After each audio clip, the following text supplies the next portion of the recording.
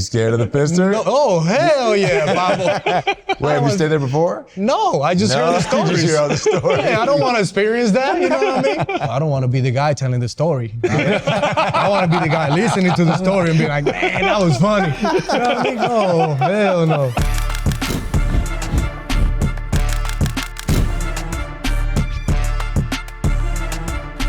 Papa, you worked so hard to get to this point, man. And I know Sua, he speaks so high of you. He's so proud of you. My guy. I mean, hey, he's the best. Huh? He's the best. I know. Yeah. And everybody across the league, man, we always see how happy you play the game. And I was telling all these guys, whenever you hear a guy's good and like that in the clubhouse, and he's like that every day, from the outside looking in, I love it because that's what I see and that's what I think. So to hear guys that shared that with you, every single day they say you like that. So that's just who you are, huh, Bobby? Yeah, Pablo. I mean, it's tough to be like that. I mean, you know how it is, man. When you're struggling, it's he knows too because he was right there with me when I was struggling, and it was like, it was tough to be the same guy because when you're not performing, you know, it's like, it's tough to have fun, you know, like it's tough to be out there and being like happy, you know, like you can't be, like it's part of you is like miserable, but the other part is like, okay, you're still enjoying the game, like you're still playing the game, you know, like you're gonna make an adjustment at some point. I mean, you have to. Now you know where you're going. You go home, Pablo. But how did you do it? Because you're right. I saw you, but I also, like I told you guys, you would show up every single day, bring the energy, bring the injury, even when you were struggling. How did you do that? Like, where did that come from? I mean, we talk about it, you know, it's just like most of the time it's just like, for me, it's easier because like, I'm living the dream. I come from a small town, you know, like I had the opportunity to do it every day and go out there and compete. You know, like I have an opportunity to make an adjustment at some point. Like if I just let myself to sink down more, like I'm never gonna get out of that hole, you know? And every year is different. Sometimes you let yourself go deep and you don't know how to get out. Like you don't have no help, you know, like you don't have a veteran guy on the team that pulls you back. It's like, it's tough. Yeah. Like, and I went through that in 23 because you know, like I didn't have anybody to pull me back. Like, yo, like you're gonna be okay. You know what I mean? Like, it's okay to struggle, but sometimes it's like, it's tough when you're like the one helping everybody and then you don't have anybody to pull you back. Absolutely. It's tough. Back home, you know, one thing I noticed about especially the Dominican players, man, you guys play with so much joy and you play the game every day with that. And like you said, being the guy in the clubhouse that's happy and has that energy, back home, you have to have somebody that I'm sure you talk to when you have frustrations, because I'm sure growing up in the Dominican, it was every day, you just loved the game, huh? Yeah, no, I have a really close relationship with my parents, and I always talk to them, you know, when I'm going through those rough times, you know, I try to bring them to the States to spend some time with me because, you know, they take that pressure away from me when they're here, you know, but sometimes when they're not here, it's tough for me. I talk to my best friend like every day. He played the game, but he didn't make it to the league. Well, he understands and he knows me since I was a kid. So like he helps me to like get out of the baseball because sometimes you just don't have to think, you don't have to talk about baseball. And that's when you're like, okay, just let it go and just be yourself, relax and, you know, figure out whenever you figure it out. Yeah. Actually, I want to talk to that too, because that's one of the first things I ask a player is like, who do you talk to? Who do you go to? And I remember when Willy and I were together, he would always mention his parents. And I even had the chance to meet his parents. He introduced me to his parents one time, and to see how they just love you for who you are. They don't care about Willy Adames, the pelotero. They care about Willy Adames, their son. And yeah, I mean, and that's awesome. Some parents is like, yes, they want their kids to do well, but you can truly deeply see and feel, because I've heard it from my own ears, like with my own ears, how much they dearly love him. And it was really cool to see that Willy every day would call his dad. Hey, if you talk to your dad, yeah, I talk to him. My mom says this, my dad says this, and there's just amazing, just pumping it with, we love you. Hey, you're okay, it's all right, we love you. And it was just so powerful. Yeah, I mean, it's the biggest help you can get, you know, it's from your parents.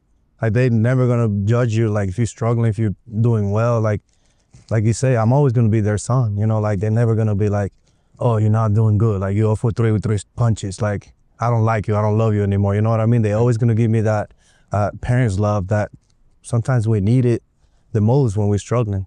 You were an international free agent signing, obviously, so was I, from completely different upbringings. Tell us what it was like growing up the DR as a young kid, the struggles. You know, we see baseball in Dominican, how it is now with the winter leagues, and it's just incredible and the energy's insane. But I imagine as a young kid trying to fight through so much talent in the country and try to get noticed. How did you do that? I think it was great, man. I think the freedom you have in the Dominican when you're a kid, you're just like playing ball. Like we used to like sneak out to like go play like basketball, like volleyball, baseball, sneak out to go to the river together. It was like, I grew up in a small town, right? And like my group of friends, it was like the same group of friends going from like baseball to basketball to volleyball to the river to like hang out together. So it was like, I'd never call it a struggle because it was like, I was enjoying life. You know, I was like, you know, growing up and like enjoying my teenagers years, like, you know, and then like when you get to the signing process, it's like, it's a lot of work. It's just like working. Like you complete, like I left my home to go to an academy, like when I was 14. So I was like, I had to leave my house, leave my parents like behind, go to the school on Saturdays, just training. Cause like you say, there's a lot of competition, you know, like it's not just you being like, oh, I'm the guy. Yeah, you're the guy in this small town, but when you go to the city, it's like 25, 30 guys that are like, you or better than you know what I mean? So explain that process to people, excuse me, because people, especially baseball fans, they don't understand what the Dominican player goes through. At 14 years old, and you just told us your parents, that's everything to you. You got to leave home that young, small town, going to the city. What is that? You go to the academy? Yeah, like I had a conversation with my dad, and he was like, the first thing he says, like, do you really want to be a baseball player? I'm like, yeah, Dad, that's what I want to do. You know, like, say, well, make sure, like, just know that if you leave this house, you can't come back next year and be like, oh, I quit. You know what I mean? If you leave this house, you're going to become a professional baseball player because you got to work as hard or harder than anybody else that is right there with you competing to beat them and get to your goal. So like when he told me that, I was like, man, I can't just let my dad down. You know, like I got to go out there and be the best version of myself. I got to get signed. I got to do my thing to get, to get to the pro. And it's so tough because, it's too young. Like you're not mature. Like you're just a kid. So you leave your house, you go live with somebody else that you don't even know. You live in another house with stranger people, like with strange people. Like it's so hard, man. Like people don't realize it. It's just, you got to go through it to like really understand the feeling. But like now I think, when I think back, it's like, I really appreciate it because it's like, it made me like mature like a young age, because like I went through a lot of stuff that a normal kid doesn't go through, so like that helps you to grow faster and like become a man like 18, 19. Like you got to know what you're doing. Absolutely. You're out there in the world by yourself. Can you remember a time where you were feeling really lonely? Beard is actually catching it now. So. My beard's not that Can you long. shake? Can you shake? My beard's not that long. I love it. If you want me to be naked, I can't be naked. So, but the question I was going to ask is, so here in the United States, guys are going off to college at 18 years old, and that's very difficult for 18-year-olds. Here you are at 14 leaving. Can you remember a moment when you were particularly sad or maybe crying or you're like even doubting the process, think, you know what, maybe I should go back home? Was there ever a moment where you had that? I mean, when I was doing like all the tryouts and stuff, like I spent like 2 weeks, I remember like just doing tryouts every day, going to like the academies, going back to the city, going back to another academy. And it was so stressful and like tiring because it's like, yeah, you're doing the tryouts, they tell you, oh, you look good, you look great, but there's no offers yet. Like, it's like, am I good enough? Like, am I gonna make it? Like, if all this work that I'm doing, is it worth it? You know what I mean? So I remember calling my dad and being like, man, I'm tired, bro. Like, I don't know if I'm gonna make it. Like, I'm just doing tryouts every day. Nobody's offering nothing. Like, what am I gonna do? My dad's like, well, what are you gonna do back home? Like, sell plantains with me over here in the grocery store? Like, what you gonna do? You gotta keep working hard. Somebody's gonna make an offer and then you're gonna become a professional baseball player. But it's tough, man, because there's a lot of competition. So like, you can't just give up like that. So it's hard. Talk us through the day when you actually eventually were offered a chance to come play professional baseball and how that felt after all the struggles. It felt great. Just like the satisfaction of like, man, all the work that I put on, it was worth it. Like I remember like when they told me that, I was gonna sign with the Tigers, like man, like I'm gonna become a professional baseball player. Like my dream is about to start, it's about to begin. And that's when I remember calling my dad and being like, Dad, I think we're gonna sign with the Tigers. Like, I told you, all the work that you put in, like it was worth it. So now it's just like, this is the first step of that stair. That stair is like, that's a lot of steps. So this is just the first one for you to go to the pro, keeps going like every year, level by level, and becoming a better baseball player and a better human being. How about when you get to the pros and the minor leagues, when you sign, you're just on your own, right, Papa? Like people don't understand either. You don't really, like college, there's structure. You have to be here at a certain time. You have to be here. People want you studying this. You got to eat here and do this. The minor leagues, you're just on your own. Yeah. So it sounds like you said back home you had that group of friends. In the minor leagues, I'm sure you had that group of boys that, you guys were kind of doing stuff together on the road, going food, shopping for food and making food in the hotel rooms and stuff like that, huh? But like it's that's another word too, because it's like when you come to the States, then you add the language, the culture, like you have to adapt to this system. So it's like now you become a professional baseball player, but now you have to learn English. Now you got to find a way to, to like go and get some food by yourself, and you don't even speak the language. So it's like, this guy, he got some experience. I spoke English. I can tell he got some experience. Apparently, when I got here, I didn't speak English because I tried to order a sausage and pepperoni pizza, and it would be the worst thing I've ever tried to say, and I had to get everybody else to call for me or put on an American accent. Yeah, no, it's true. Like, I mean, I feel like all the Latin guys have the same story of like going to like McDonald's or like Burger King and be like, number 3, please. You know what I mean? Like, Salvi. It's the same story because we all went through that. Yeah. Like when I came here, I didn't speak no English.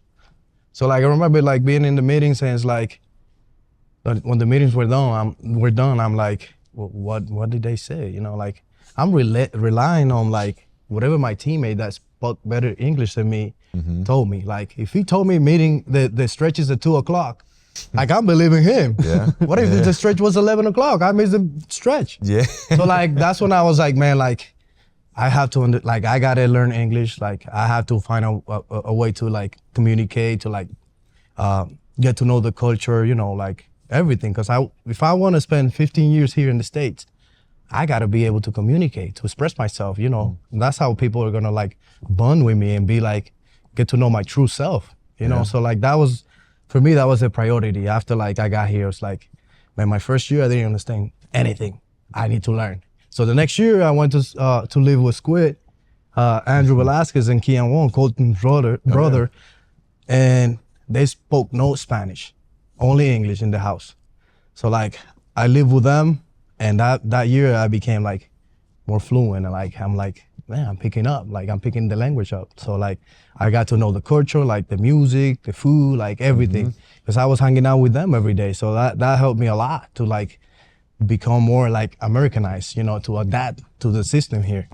So I will say, it's cool hearing this because I never heard you talk like that before, where learning English was so important for you so you can connect, they get to know you. Willy is the ultimate glue guy. And we might get into when he got traded from the Rays to the Brewers, and we can talk about that when we end up getting there. But everyone loved Willy. He would go, everybody. It didn't matter. He was one of those guys, minor leagues, major leagues, clubbies, food person, security guard, like anybody loved Willy. And so when he'd walk into the clubhouse, energy right out the gate, he'd go greet all of his teammates. Didn't matter where you were from in the world, anybody. Why does that matter so much to you? Why did connection matter so much to you? I mean, because we spend most of the times with my teammates. Like I spend most of the times with my teammates. Like we see our teammates more than the family. So like, if I don't have a good relationship, I mean, you're not gonna get along with everybody. Don't get me wrong, but like if I don't have a good relationship with my teammates, like I'm gonna have a miserable time. I'm gonna be coming to the field every day being like, man, I had to hang out with these people again, every day and every day. So like, for me, that's the main, like for me, that's the most important thing. You just have, that great vibe, that great connection in the clubhouse.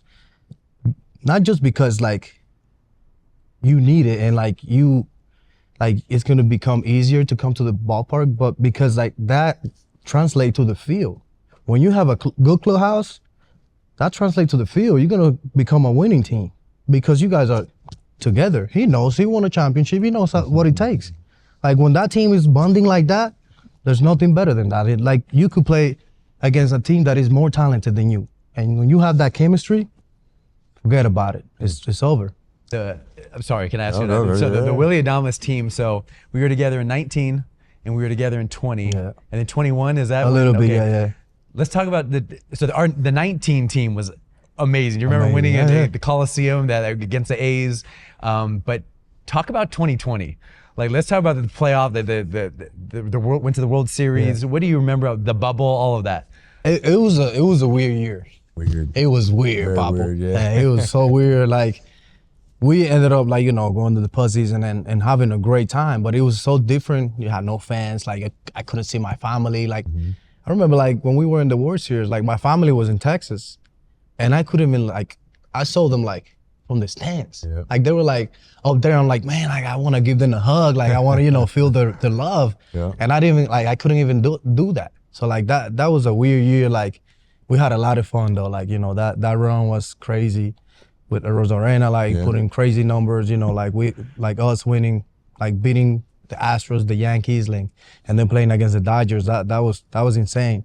Even though I was struggling hitting wise, I couldn't hit anything. Well, there's a cool story. I mean, I know you were talking to Mookie on second, and you went, saw a certain hitting coach, made Yeah. some changes, and then I was telling Stuart too, I remember talking to you, and because the baseball world is so strong too, because I've always felt like we've been super Yeah. tight because of Margot. Yeah, Manny yeah, Margot. yeah. That's my guy from San Diego. And then when he went to Tampa, it was you and Manny, and Randy. You Yeah, guys yeah, were yeah. joined at the hip. And then I think there was one time where we were both staying in San Francisco and we all got to see each other.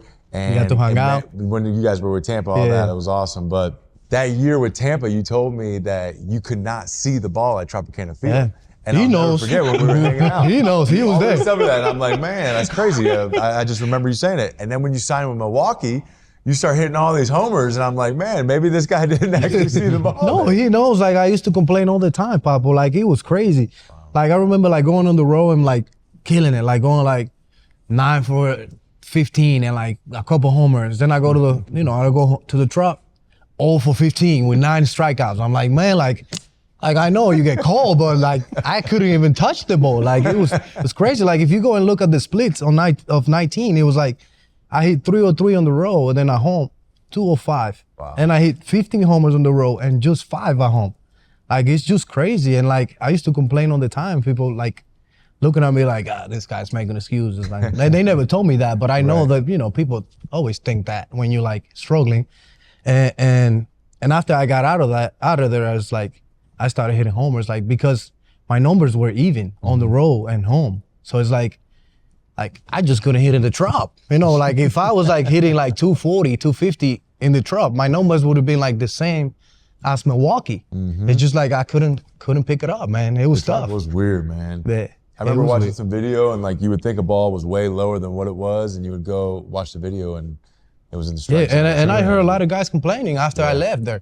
Like I remember Nelson Cruz when he went to Tampa, he was like I can't hit here. Like Really? a lot of guys now are like they complain. I'm like, wow, really? Tried to tell Like you. huh? really? I've been trying to tell you guys, but it is what it is. Like it's part of like the growing.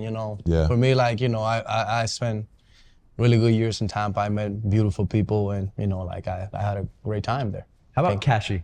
Talk about Kashi a little bit. Yeah, What was no. it like? It was cool to see Kashi like growing as a manager.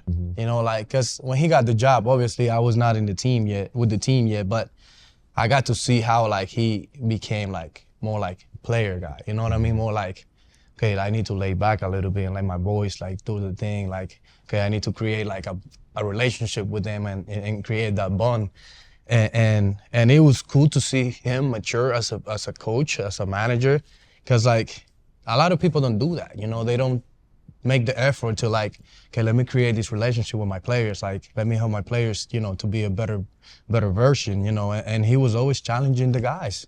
Like we used to take ground balls, and he was like hitting the shit out of the ball. Like, every day, you know what I mean? Like he was always like smashing the ball, like yeah. He really does. No, like no kidding. Like he was like, man, you better make the play, like, because you're gonna get a harder ball in the game. So like, I really appreciated that because like you don't find that everywhere. You know what I mean? Yeah. So like I always tell the guys, it's like, man, you gotta appreciate what you have because you don't know when you leave there. It's like, man, I wish I have another coach like him. You know, like and I always, you know, when I talk to him, I always let him know.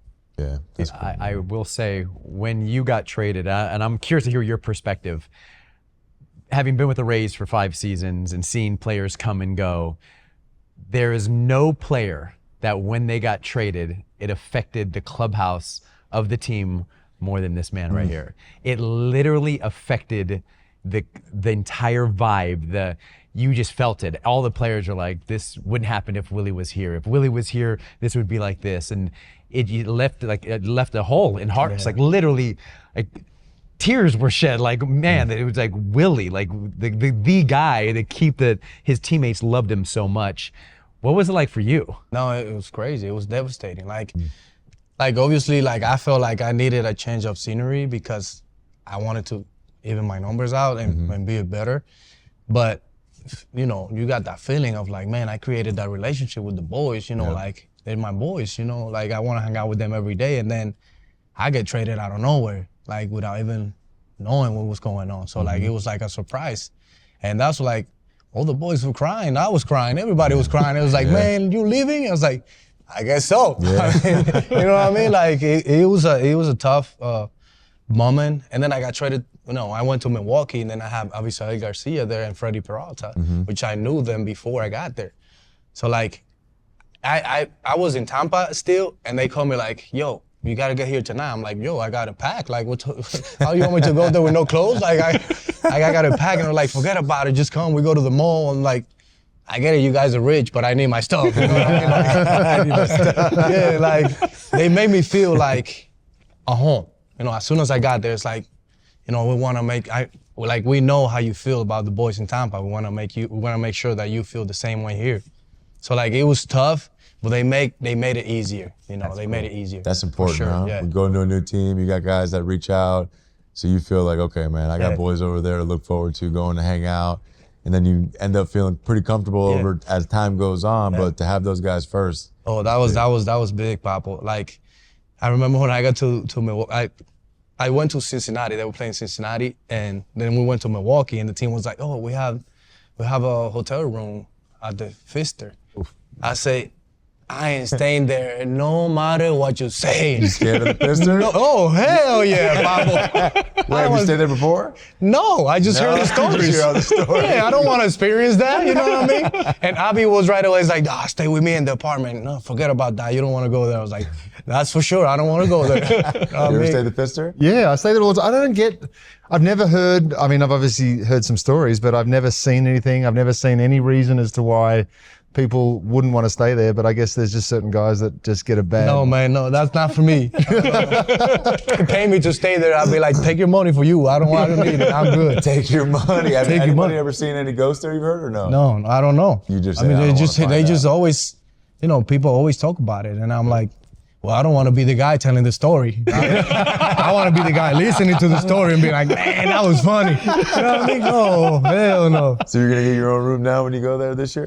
I'm staying with Freddie. Oh, you're going to stay with Freddie. You already know. Yeah, but they know they don't stay at the Giants don't stay at that hotel. Oh, they stay different? Fortunately, yeah, they don't stay Nice. there. That's So nice. that's even better. How about now with the Giants though, man? So you talked about Cashy and how he's grown as a manager, as a player now. You're the veteran guy. I'm sure in Tampa you had some veteran guys that, you know, you saw how they did things as that guy that you're going to take with you to San Francisco. But I'm sure, you know, nothing changes the way who you are, but you know, certain things now on the road, taking guys to dinner, taking the team, I'm sure you're going to start mixing that in too. Of course. It's always cool to, like, you know, grow as a player and like get to that spot. You know, like you went through, you always were the man. And it's like, for me now, it's just kind of like coming in, getting to know everybody. The boys here, like they making it easy for me. You know, I got there, Chappie was like, man, like we're gonna go for dinner, we're gonna go this, we're gonna hang out, wavy the same way. Verlander just got here, like, you know, he just gave me a bottle of wine yesterday. So it's like the boys wanna hang out with each other. And I'm loving the vibe, you know, like it's feeling like home. You know, it's feeling right. So like, yeah, I'm ready. And I just played my first game today. I just DH, you know. That must be nice now, huh? You know, when you become like a veteran, I just want to DH tomorrow too, and that's not going, you know.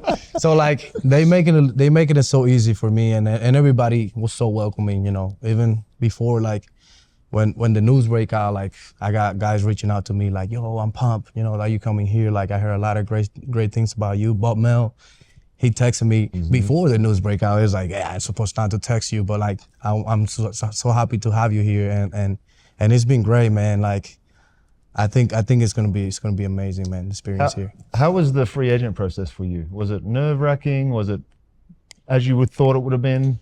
It was interesting, you know, like. Obviously, like you work hard to get to that point. It takes forever though, but like, you know, but like when you get to the point, like I always had a good relationship with my agent, and I told him like, look, I want to experience this free agency process, cause like we work hard to get here. We spent like 7 years in the league to get to that. So it's like I want to experience that as much as I can. So like I did all the interviews and stuff, but it was not hard. Like it was like. The Giants made it easy, bro. Yeah. Like they were like, the first conversation was like, you're the guy, we want to sign you.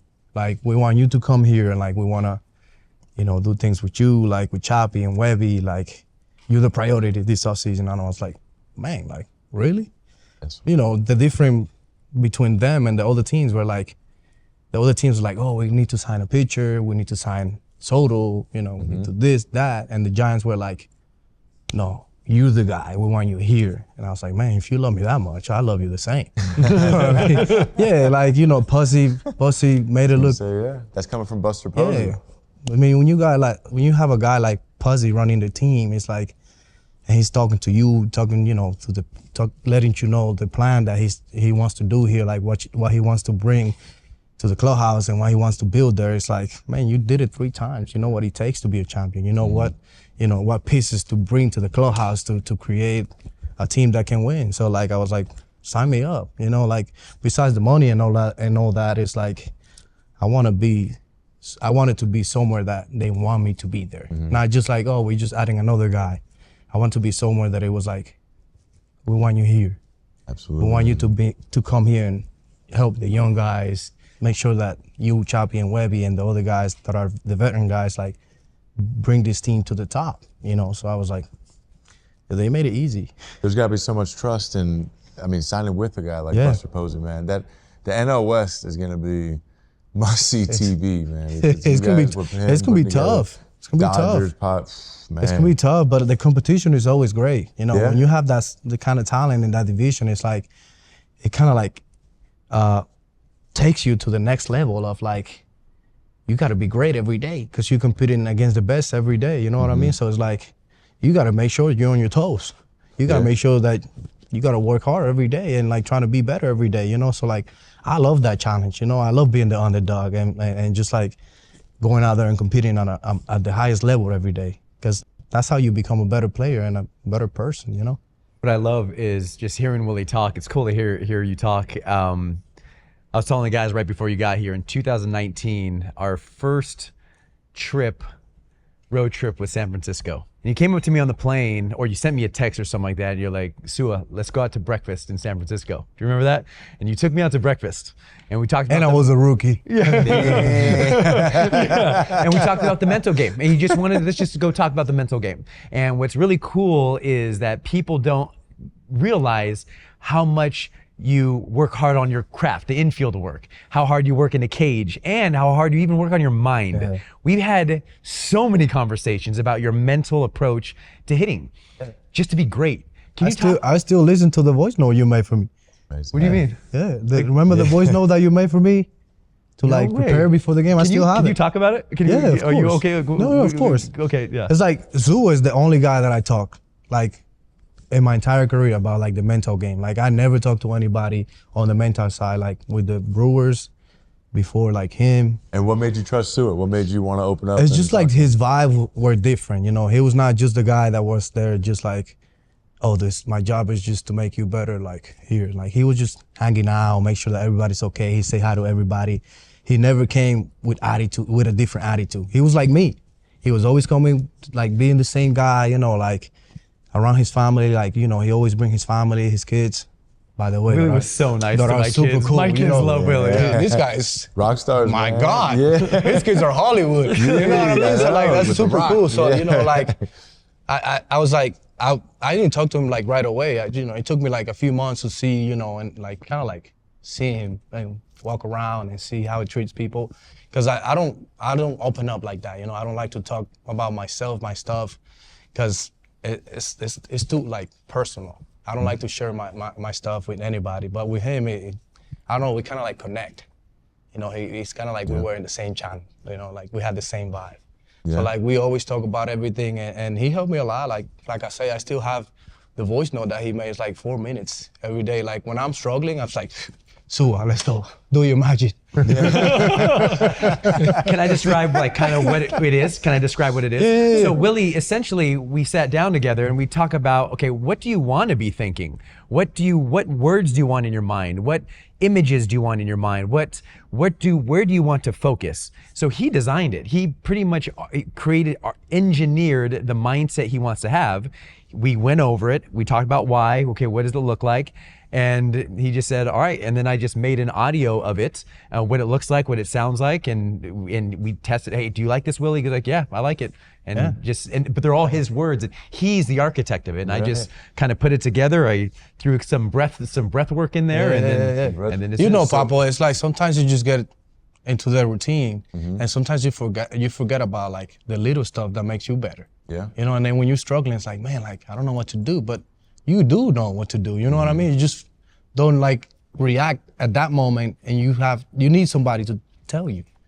Even though we're grown men, you know what I mean? Like we know what we have to do to be better. It's just sometimes we need a reminder. It's like, hey, remember, when you do it the best, this is what you do.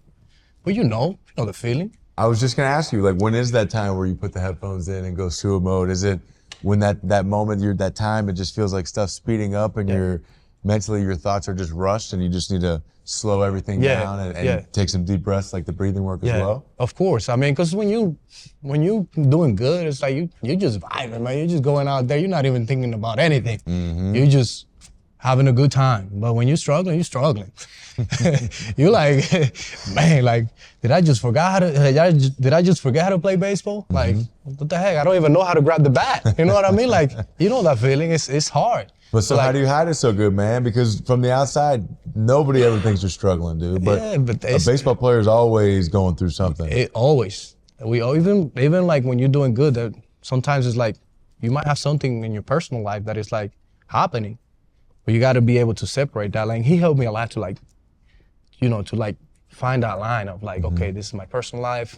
When I come to the field, this is my work. This is my passion. This is what I love to do. So like, I have to be able to separate that from the baseball stuff because it's not.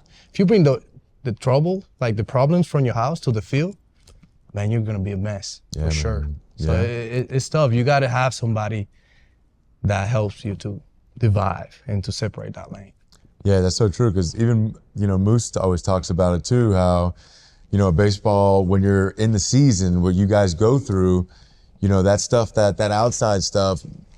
Baseball, the game happens, and you try and focus on the game, and you try and block out the outside stuff as much as you can, and you try and focus. But then once the game's over, the outside stuff's there again. It doesn't go away. You're going back to it. Back right to it. So people don't understand that. People think that we are like robots. Like we just like, oh, you guys are baseball players. That's it. Like you don't have a personal life. No, man. Like I go to Starbucks. I go to eat in the restaurants with like just like a normal person, you know.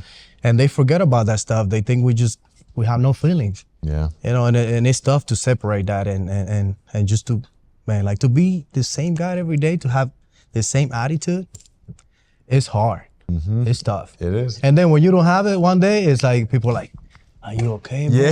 Like, is your family good? Like, what's going on? Like, Yeah, buddy, everything that's is good? it. Yeah, everything's good back home. I'm like, yeah, man, I'm tired today. I'm just having a bad day. I'm tired I today. can't have a bad day. You know what I mean? Like, it's tough. Yes, People are like man. expecting you to be the same guy. Like, they don't want you. They don't want to see you having a tough day. But it's like, I'm a human, man. Like, Hey, my girl was the guy that let you yeah. know? My goal is always, he's like me. He's always like happy. loud and having fun. You know how he is. Like, I was just talking to him like 3 days ago before he signed it with the Brewers. Yep. He was asking me some stuff and I was like, man, like, you just gotta sign.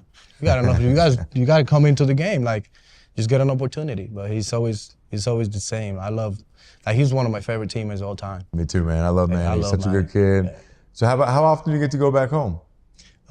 So the last 2 years, I kind of like spent like all my off season there, just like training with the people that knows me since I was a kid. Like my guy in the Dominican, like my trainer, like my baseball trainer, he knows me since I was like 14. So like he knows my weakness and all the things that get me locked in, the things that we need to work on. So he's always like watching the games, and he feels like my success. If his success, like, because he was a baseball player, so he thinks like, oh, I live the dream through you. So like he feels with me, like he's the best. So like I wanted to spend some time with him, and then the last 2 seasons I've been in the Dominican, the last 2 off seasons. I love it. Yeah, I so always love how too, man. I know you said you're from a small town there, but especially with the Dominican players, I feel like they always give back to their hometowns, especially their coaches that they had growing up. You know, now I said, you rich, Papa, you rich. So you got any big plans? I know you got big plans to do something back home, whether it's for your coach, any kind of batting cage, anything like that to give back? Yeah, we're trying to, we're trying to create like a program there just to like help the kids, you know, like with equipment and stuff, maybe like build a stadium for them and try to, you know, we're talking about to make a project happen. So like, obviously like, we always want to give back, like something big. So like I'm always all in for the kids, man, because that's the next generation, you know. And I feel like we need to keep showing them love and okay, this is, you know, real. You can get to it, you know what I mean? So like, I want them to feel that and feel like they're close to it, you know what I mean? So like we want to build something like that they can come and hang out with us. I'm trying to like bring players in when I do that. So like they're like, man, we hanging out like with everybody. Like he's bringing Eric Hosmer, he's bringing like Manny Margot, like all these guys. So like I want them to have that feeling because I didn't have that when I was growing up, you know. And I wish I had it, you know. I think it's like awesome, motivation for the kids. I have a question Yeah, for go. all 3 of you actually. So there's different types of pressure and there's different sources of pressure. A lot of times we talk about the pressure of the playoffs or the big game or the last inning, whatever it may be. But then there's another kind of pressure of where you're expected to be good. It's like, okay, you were under the radar before and the pressure for your family. Now it's like, okay, we're expecting you to the team to win. We're expecting you to put up big numbers. How have you guys, we're expecting you to do what we expect you to be one of the best or whatever it may be. How do you navigate that kind of pressure? Is it pressure? Is it? Do you like that? What do you do in that situation? I feel like, man, and especially for you in your case, the pressure is just all about winning. You know, I think that expectation is what Buster built, and I think because of a guy like Buster that's building that as a player, when you sign a contract like that with San Francisco, you don't have to worry about going in there trying to change anything, trying to change a culture. You're going to a culture that's won, like you said. This guy's won 3 as a player recently too, so he knows what it looks like. He knows what the players need to do. You know what you need to do. Matt Chapman knows what he needs to do. The guy next to you at second, first, all those guys they know what they need to do. So, you know, there is pressure, but it's just a win. It's not on Willy Adames to change San Francisco. So that's got to be a nice feeling. It is a great feeling. You know, it's like you say, it's just like when you have a guy like him, man. And I've been bringing that up because like he was the one that made my decision change about San Francisco, like 360. Like when I talked to him, my meeting in free agency was just me and him. No agent, nobody, just me and him on the phone. It's like, what do you want to do? You know what I mean? Like, what is your plan for the organization? He's like, man, like, I'm gonna win because I'm a winner. Like, I'm gonna do whatever it takes to put the best team that I can together to win a championship. to win a multiple championship, hopefully. So like for me, it's just like it's not pressure. It's just like motivation. It's like, man, I'm gonna work along the side of Buster Posey. It's like this guy won 3 championships. Like he won an MVP. Like, man, this guy is something. He's gonna help me to be better. You know what I mean? He's gonna come down and help the guys to be a better player. Like he knows what it takes. And for me, it's just like, man, it's gonna be a fun ride. You know, like having a guy like that played the game for a long time, that is gonna be running the team, but could also be a mentor for you and the baseball side. So it's like, it's a great feeling to have. You know, I love hearing too, man. He just signs a big contract, and the motivation. There's still motivation. Yeah. Motivation to win. That's awesome, man. A lot of my pressure, completely different from these 2 guys, was in knowing that with every outing, there's a chance that I could get sent down, especially in the late part of my career. So that pressure was more motivation for me to go out there and perform, so that they had no reason to even look at me when it came time to make a decision. So totally different form of pressure. You had the pressure of going to San Diego, big free agent. You've now got the pressure of being in San Fran. Mine was just, I need to keep this job. I really need this job. Yeah. Here's something that all 3 of you answered in a kind of the same way, but in different contexts. The average person, or a person who doesn't respond to pressure as well, is more focused on what's going to happen to them, where you 3 are focused on what you're going to do. So a lot of times it's like, oh, I'm in this situation. If I mess up, what's going to happen to me? As opposed to where it's more of a threat. When all of you 3 were talking about this situation, what opportunities does it provide for me? This is what I'm going to do about it. So it's more motivating, more energizing, more attacking versus, oh no, what's going to happen to me? I'm not in the driver's seat. And so I asked the question kind of knowing how you're going to respond, not exactly sure how you're going to respond, but I'm sure it's very refreshing for someone to listen to you all and be like, oh, like I need to view pressure like that. I need to focus on what I can control and what I'm going to do, as opposed to what's going to happen to me. Well, it works in every aspect of life too. It's not just baseball players. Every single person on earth has pressures of some sort. So the best way you can deal with those is to look at it, punch it in the face, move on, and use it any way you can. Yep. And there's I remember Bryce Harper was talking about it. Somebody asked him about pressure and living up to his contract as well. And there's a big part of, like he said, he's taking care of his family. He's made a bunch of money playing baseball, and you're coming from a small town Dominican. You have the ability to take care of your family, your coach, your community. So in some aspect, that pressure, the real pressure that's out. So now your mindset is focused on winning and in the right place. I think if we go too individual, it can, really, really put the pressure, and it can really, really get stressful for you. But that's something I thought Bryce said that really made sense. And I feel like that's kind of your mindset as well, man. Yeah, of course. That's when, and by the way, that's why I love talking to him. See how he was like, I knew what you guys are going to respond. That's how I used to love talking to him.